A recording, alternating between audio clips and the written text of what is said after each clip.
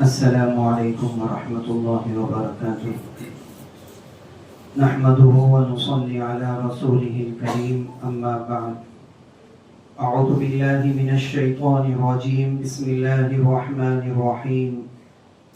قل هل ننبئكم بالأخسرين أعمالا الذين ضل سعيهم في الحياة الدنيا وهم يحسبون أنهم يحسنون صنعا. صدق الله العظيم. اللهم صل على سيدنا محمد وعلى آل سيدنا محمد وبارك وسلم. محترم دوستوں اور بزرگوں، ابھی آپ کے سامنے سورہ کہف کے آخری رکوع کی ایک آیت کریمہ تلاوت فرمائی، جس میں اللہ تعالی نے ایک اہم مسئلے کی طرف ہمیں توجہ دلائی ہے. وہ یہ کہ دنیا میں ہر مسلمان کی خواہش اور کوشش ہوتی ہے کہ وہ زیادہ سے زیادہ نیکیاں کمائے اور ثواب والے کام کرے، تاکہ یہ ثواب اور نیکیاں آخرت میں اسے کام آئے. لیکن جس طرح نیکیاں کمانا ضروری ہے، اسی طرح ان کی حفاظت بھی ضروری ہے، کیونکہ بسا اوقات کمائی ہوئی نیکیاں برباد ہو جاتی ہیں اور کیے ہوئے نیک اعمال غارت ہو جاتے ہیں، بیکار ہو جاتے ہیں. سب سے پہلے نیکی کے بارے میں ہمیں یہ سمجھنا ضروری ہے کہ یہ کیا چیز ہے. نیکی یہ کیا چیز ہے جو ہم روزانہ سنتے اور پڑھتے ہیں کہ فلاں کام کرنے سے اتنی نیکیاں ملتی ہیں. تو یہ نیکیاں کیا چیز ہے اور کس شکل میں ملتی ہے؟ اس سوال کے جواب میں عرض ہے کہ نیکیاں آخرت کی کرنسی ہے. جس طرح اس دنیا کے معاملات روپیے پیسے سے طے ہوتے ہیں، اسی طرح آنے والی زندگی میں اور آخرت میں باہمی معاملات نیکیوں اور بدیوں کے ذریعے طے ہوں گے. آج جس طرح ہم ایک ملک سے دوسرے ملک جاتے ہیں اور اپنے ملک کے حدود کو کراس کرتے ہیں، بارڈر کراس کرتے ہیں، تو ہمیں وہاں لین دین اور معاملات کے لیے اس ملک کی کرنسی کی ضرورت ہوتی ہے، اور ہم بارڈر کراس کرنے سے پہلے اس کا انتظام کر کے اس ملک میں داخل ہوتے ہیں. اسی طرح موت بھی دنیا سے آخرت کی طرف منتقل ہونے کا نام ہے. وہاں جانے سے پہلے نیکیوں کا اتنا ذخیرہ جمع کر لینا چاہیے کہ وہاں کی زندگی آسانی کے ساتھ گزار سکے. موت کے بارے میں عام طور پر یہی سمجھا جاتا ہے کہ موت فنا ہو جانے کا نام ہے. یہ غلط بات ہے. یہ مشرکین کا عقیدہ ہے، جس کی قرآن کریم نے جا بجا صراحت کے ساتھ تردید کی ہے اور بتایا ہے کہ موت فنا ہو جانے کا نام نہیں، بلکہ دنیا سے آخرت کی طرف منتقل ہونے اور اس جہاں کا بارڈر کراس کر کے دوسرے جہاں میں داخل ہو جانے کا نام ہے. اس اگلے جہاں کے معاملات نیکی اور بدی کی کرنسی میں طے ہوں گے، اور بہت سے مقامات پر باہمی حقوق کا فیصلہ کرتے وقت نیکیوں اور گناہوں کا بدلہ نیکیوں اور گناہوں کا تبادلہ حساب برابر کرنا ہوگا. اس لیے کہ قرآن کریم نے ترغیب دی ہے اور جناب رسالت مآب صلی اللہ علیہ وسلم نے تلقین فرمائی ہے کہ زیادہ سے زیادہ ثواب کماؤ اور جتنا زیادہ ہو سکے نیکیاں حاصل کرو، تاکہ آخرت کی زندگی اور قیامت کے دن کے حساب کتاب میں تم کامیاب ہو سکو. لیکن جو آیت کریمہ آپ کے سامنے تلاوت کی گئی ہے، اس میں اللہ رب العزت نے اس کے دوسرے پہلو کا ذکر کیا ہے اور فرمایا ہے کہ نیکیاں کمانے کے ساتھ ان کی حفاظت کرو، اور آخرت کے حساب کتاب کے وقت تک انہیں بچا کر رکھنا بھی ضروری ہے۔ نیکیاں کمانا آسان ہے، مگر اسے بچا کر لے جانا بڑا مشکل ہے۔ چنانچہ ارشاد باری تعالی ہے، قُلْ هَلْ نُنَبِّئُكُمْ بِالْأَخْسَرِينَ أَعْمَالًا الَّذِينَ ضَلَّ سَعْيُهُمْ فِي الْحَيَاةِ الدُّنْيَا وَهُمْ يَحْسَبُونَ أَنَّهُمْ يُحْسِنُونَ صُنْعًا۔ اے پیغمبر صلی اللہ علیہ وسلم کہہ دیجئے کہ کیا ہم تمہیں ان لوگوں کے بارے میں نہ بتائے جو اعمال کے لحاظ سے زیادہ خسارے میں ہیں؟ یہ وہ لوگ ہیں جن کی کوشش، جن کی سعی اس دنیا کی زندگی میں رائگاں چلی گئی، حالانکہ وہ یہ سمجھتے ہیں کہ وہ بہت اچھے کام کر رہے ہیں۔ ایک خسارہ یہ ہے کہ کوئی شخص سیرے سے کماتا ہی نہیں۔ ایک خسارے کی بات یہ ہے کہ سیرے سے کوئی انسان کوئی نیکی ہی نہیں کرتا، یہ شخص بھی خسارے میں ہے۔ لیکن دوسرا خسارہ یہ ہے کہ وہ شخص محنت مزدوری کرتا ہے اور سارا دن مشقت کر کے کمائی کرتا ہے، لیکن اپنی کمائی ہوئی رقم کی حفاظت نہیں کر پاتا، اور وہ گھر پہنچنے سے پہلے راستے ہی میں کہیں ضائع ہو جاتی ہے۔ یہ دوسرا شخص پہلے سے زیادہ خسارے میں ہے، اور اس نے زیادہ نقصان اٹھایا ہے کہ محنت و مشقت بھی کی، لیکن اپنی محنت کی کمائی سے ضرورت کے وقت فائدہ نہیں اٹھا سکا۔ یہی بات قرآن کریم نے نیکیوں کے بارے میں فرمائی ہے کہ جو شخص سرے سے نیکی نہیں کماتا وہ بھی خسارے میں ہے، لیکن جو نیکیاں کما کر برباد کر دیتا ہے وہ اس سے زیادہ خسارے میں ہے۔ نیکی وہ کام کی ہے جو آخرت کے حساب کتاب تک انسان کے ساتھ جائے۔ نیکی وہی کام کی ہے جو انسان کے ساتھ آخرت تک جائے، اور جو راستے ہی میں کہیں برباد ہو جائے وہ کسی کام کی نہیں ہے، بلکہ بسا اوقات الٹا وبال کا باعث بن جاتی ہے۔ قرآن کریم میں ایسے متعدد افعال اور اعمال کی نشاندہی کی گئی ہے جو نیکیوں کو برباد کر دیتے ہیں۔ جس طرح بعض وائرس کمپیوٹر کے پروگرام کو صاف کر دیتے ہیں اور انسان کا کیا ہوا کام ضائع ہو جاتا ہے، بالکل اسی طرح بعض اعمال ایسے ہیں جن کے کرنے سے ایک انسان کی نیکیاں ختم ہو جاتی ہے اور حاصل کیا ہوا ثواب برباد ہو جاتا ہے۔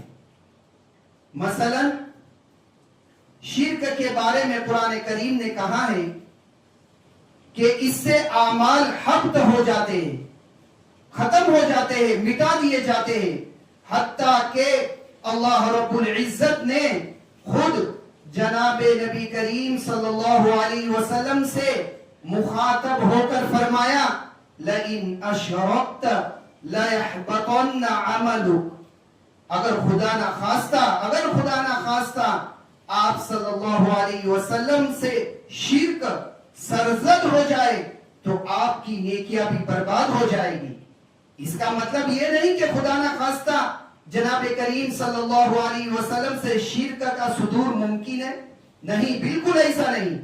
اس لیے کہ اللہ تعالیٰ کے پیغمبر معصوم ہوتے، گناہوں سے پاک صاف ہوتے، ان سے شرک کے ارتکاب کا تصور بھی نہیں کیا جا سکتا، بلکہ اس آیت کریمہ کے ذریعے ہمیں سمجھانا مقصود ہے کہ شرک اتنا سنگین جرم ہے کہ خدا نہ خواستہ سرور کائنات صلی اللہ علیہ وسلم سے سرزد ہو جائے تو ان کے اعمال بھی حبط ہو جائیں گے۔ چنانچہ شرک ایسا عمل ہے جو نیکیوں کو برباد کر دیتا ہے، ثواب کو کھا جاتا ہے، اور انسان کے کیے ہوئے اعمال اس کی نحوست سے غارت ہو جاتے ہیں۔ اسی طرح اللہ تعالیٰ نے سورہ حجرات میں جناب نبی کریم صلی اللہ علیہ وسلم کی مجلس اور محفل کے آداب بیان کرتے ہوئے ذکر فرمایا۔ آپ صلی اللہ علیہ وسلم کی مجلس اور محفل کے آداب بیان کرتے ہوئے ذکر فرمایا کہ اے ایمان والو، یا ایھا الذین آمنوا لا ترفعوا اصواتكم فوق صوت النبي ولا تجهروا بالقول كجهر بعضكم لبعض ان تحبط اعمالكم کہ اے ایمان والو اللہ اور اس کے رسول سے آگے بڑھنے کی کوشش نہ کرو، اور اے ایمان والو تمہاری آواز رسول اللہ صلی اللہ علیہ وسلم کی آواز سے بلند نہ ہونے پائے، کہیں ایسا نہ ہو کہ تمہارے اعمال حبط ہو جائے اور تمہیں اس کا شعور بھی نہ ہو۔ یہ ایک استاد اور شاگرد اور ایک نصیحت کرنے والے اور اس کے سننے والوں کے لیے ایک یہ نصیحت ہے۔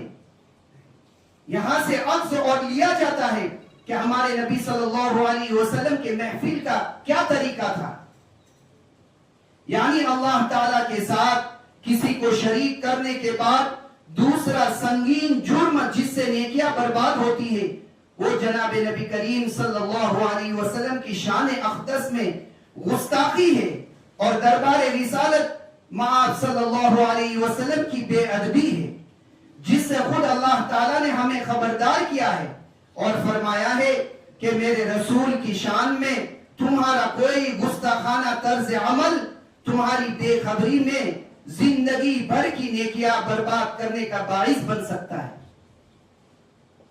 ہمارے نبی کی ایک گستاخی ان کے متعلق آج ہماری زندگی میں کتنی سنتیں ایسی ہے جس سے ہم ہمارے نبی کی سنتوں کو ٹھکراتے ہیں، کیا یہ گستاخی نہیں ہے؟ اس کے علاوہ سورہ محمد میں قرآن کریم میں فرمایا گیا ہے ذَلِكَ بِأَنَّهُمْ كَرِهُوا مَا أَنزَلَ اللَّهُ فَأَحْبَطَ أَعْمَالُهُمْ، انہوں نے اللہ تعالیٰ کے اتارے ہوئے احکام کے بارے میں ناپسندگی اور کراہت کا اظہار کیا۔ اللہ کا حکم، اللہ کو کیا چیز پیاری ہے وہ ہمارے نبی آئیڈیل ہے۔ پھر ہمارے نبی نے اپنی زندگی بتائی، اپنا بدن بتایا، اپنا جسم بتایا کہ کس طرح سنوارنا ہے، اپنا لباس بتایا، سب کچھ بتایا۔ اگر اب ان چیزوں سے ہم کراہت کرتے ہیں تو زندگی بھر کے اعمال ہمارے برباد ہو سکتے ہیں۔ تو اللہ تعالیٰ نے ان کے اعمال برباد کر دیے، یعنی قرآن کریم کی آیات اور احکام اور ارشادات کے بارے میں خدا ناخواستہ کراہت، ناپسندگی کا کسی بھی درجے میں اظہار ایسا سنگین جرم ہے جس سے حاصل کیا ہوا ثواب ضائع ہو جاتا ہے اور انسان کی کمائی ہوئی نیکیاں برباد ہو جاتی ہے۔ قرآن کریم نے ایک اور عمل کا بھی ذکر کیا ہے جو نیکیوں کو ضائع کرنے کا ذریعہ بنتا ہے، اور وہ ہے کسی پر احسان کر کے اسے جتلانا، کسی پر احسان کر کے اسے جتلانا، جیسا کہ ارشاد باری تعالی ہے یا ایھا الذین آمنوا لا تبطلوا صدقاتکم بالمن والاذی، کہ اے ایمان والو اپنے صدقات کو من اور اذی کے ساتھ باطل نہ کرو۔ من کی تشریح مفسرین کرام نے یہ کرتے ہوئے فرمایا کہ کسی پر خرچ کیا ہے یا کسی کے ساتھ کوئی نیکی کی ہے اور اس کے بعد اسے منہ پر جتلایا ہے، ہم نے تمہارے ساتھ یہ کیا تھا، یہ کیا تھا، کہتے ہیں نیکیاں برباد، لاکھوں کروڑوں خرچ کر دو، بعد میں جتلا دیا، سب برباد۔ صدقہ کرنے کے بعد یہاں تک کتابوں میں آتا ہے کہ بھول جاؤ، تم صدقہ دے رہے ہو، سامنے والا محتاج نہیں ہے، تم خود محتاج ہو، تم اپنی نیکیوں کے محتاج ہو۔ صدقہ دے کر بھول جاؤ، نیکی کر کے بھول جاؤ۔ اس کے بعد کہ کسی شخص سے کہا جائے کہ میں نے تم پر یہ خرچ کیا اور تمہارے ساتھ یہ نیکی کی، جبکہ اذی کی تشریح بعض مفسرین کے نزدیک یہ ہے کہ جس پر صدقہ یا احسان کیا ہے اسے براہ راست منہ پر تو نہیں جتلاتا، لیکن اس کی غیر حاضری میں کسی کے سامنے، سوچئے ہم کرتے ہوں گے، ہم میں سے ہر ایک شخص اس میں مبتلا ہوگا، اس کی غیر حاضری میں کسی کے سامنے اس نیکی کا اس انداز سے ذکر کر دیا کہ جس سے اس شخص کو اذیت پہنچتی ہو تو ایسا کرنا بھی ممنوع ہے کہ بھئی میں نے تو اس کو بہت کچھ دے رکھا ہے، اس کا یہ بنوا دیا، اس کا یہ کر دیا، برباد ہو گئی تمہاری نیکیاں۔ اور ایسا کرنے سے بھی صدقے کا ثواب باطل ہو جاتا ہے۔ ظاہر بات ہے کہ جب صدقہ اللہ تعالیٰ کی خوشی کے لیے، اللہ کی رضا کے لیے ہے اور اس کا ثواب بھی اسی سے لینا ہے تو پھر بندے کو جتلانے کا کوئی معنی نہیں۔ اور اگر براہ راست بندے کو جتلا کر یہ کہہ دیا کہ میں نے تجھے دیا تھا تو پھر اللہ تعالیٰ سے اس کے ثواب کی امید نہیں رکھنی چاہیے۔ جناب نبی کریم صلی اللہ علیہ وسلم نے بھی بعض اعمال کے بارے میں فرمایا ہے کہ ان سے مسلمان کی نیکیاں برباد ہو جاتی ہے۔ مثلا حسد کے بارے میں فرمایا کہ حسد نیکیوں کو ایسا کھا جاتا ہے جیسے آگ لکڑیوں کو کھا جاتی ہے۔ حسد کسے کہتے ہیں؟ حسد یہ ایک منفی سوچ اور منفی جذبہ ہے جس کا شمار اخلاق رذیلہ میں ہوتا ہے۔ حسد اسے کہتے ہیں کہ انسان اپنے کسی بھائی، دوست یا رشتہ دار کو اچھی حالت میں دیکھ کر دل میں جلن محسوس کرے اور کسی کے پاس کوئی نعمت دیکھے تو اس کی طبیعت تنگ پڑے اور اس کے دل میں یہ خیال آئے کہ یہ نعمت مجھے نہیں ملی تو اسے کیوں ملی ہے، اور اگر میرے پاس یہ نعمت نہیں ہے تو خدا کرے اس کے پاس بھی نہ رہے۔ یہ حسد ہے، یہ منفی جذبہ ہے، بد اخلاقی ہے اور اتنا برا عمل ہے کہ جناب نبی کریم صلی اللہ علیہ وسلم کے ارشاد گرامی کے مطابق انسان کی نیکیوں کو اس طرح کھا جاتا ہے جس طرح آگ خشک لکڑیوں کو لمحوں میں جلا کر راکھ کر دیتی ہے۔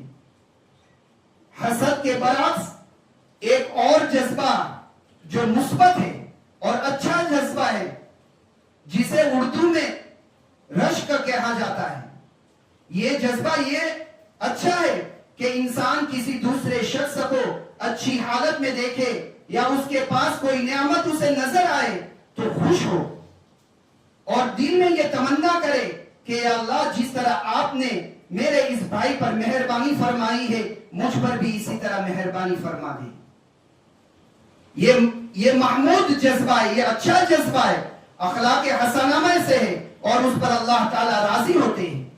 کسی کی کوئی نعمت دیکھو تو ایک مفتی صاحب فرماتے ہیں کہ جب کسی کے پاس کوئی نعمت دیکھو تو اس کی نعمت کی بڑھوتری کی دعا کرو۔ جب آپ اس کے پاس اس کی نعمت کی بڑھوتری کی دعا کرو گے تو تمہارے لیے فرشتے دعا کریں گے۔ تو اسے جلنا نہیں، کسی پر حسد نہیں کرنا نعمتوں کو دیکھ کر۔ قرآن کریم اور احادیث نبیہ صلی اللہ علیہ وسلم میں اور بھی بہت سے برے اعمال مذکور ہیں جن کے بارے میں کہا گیا ہے کہ یہ اعمال انسان کی نیکیوں کو برباد کر دیتے ہیں اور اس کے نیک اعمال کو غارت کر دیتے ہیں۔ اختصار کی وجہ سے ان میں سے چند کا ذکر کیا ہے اور مقصد یہ ہے کہ ہم جس طرح نیکیاں کمانے کی محنت کرتے ہیں، ثواب کو حاصل کرنے کے لیے مشقت اور تکلیف اٹھاتے ہیں، اسی طرح ان نیکیوں کو بچانے اور بچا کر آخرت تک لے جانے کی بھی فکر کرنی چاہیے، ورنہ اگر قیامت کے روز نیکیوں کا کھانا خالی نکلا اور اس وقت پتہ چلا کہ جو تھوڑی بہت نیکیاں کمائی تھی وہ بھی دوسرے اعمال کی وجہ سے برباد ہو چکی ہے تو یہ بہت بڑے خسارے کی بات ہوگی۔ اس سے بڑے خسارے کا تصور بھی نہیں کیا جا سکتا۔ اس لیے ہمیں چاہیے کہ زیادہ سے زیادہ نیکیاں کمائیں، ان کی حفاظت کرے اور ایسے اعمال سے بچنے کی کوشش کرے جو نیکیوں کو برباد کر دیتے ہیں، تاکہ جو تھوڑی بہت نیکی اور ثواب ہم کسی نہ کسی طرح حاصل کر لیتے ہیں وہ آخرت میں ہمارے کام آ جائے۔ اللہ تعالی ہم سب کو اس کی توفیق عطا فرمائے، آمین یا رب العالمین۔ وآخر دعوانا الحمدللہ رب العالمین۔